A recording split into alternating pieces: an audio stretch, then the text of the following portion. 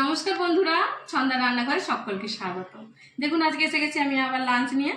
তো এখানে লাঞ্চে কি আছে একটু দেখিয়ে নিই আপনাদের। দেখুন এখানে আছে ভাত, লেবু আর লঙ্কা, আর আছে উচ্ছে আলু ভাজা, কাঁকরোল ভাজা। আর আমার ভাজা মানে জানেন আমি একটু গোটা পোস্ত ছড়িয়ে নিই, ওটা কিন্তু মুখের মধ্যে পড়লে খুব ভালো লাগে। আর দেখুন এখানে আছে বিচা কলার তরকারি, মাছের ঝাল, আর একদম লাল লাল করে নিয়েছি আলু মাখা।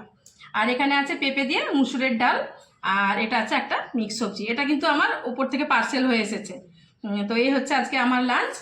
আর আমরা খাওয়া দাওয়া করি, আপনারাও খাওয়া দাওয়া করুন। সকলে ভালো থাকবেন, সুস্থ থাকবেন।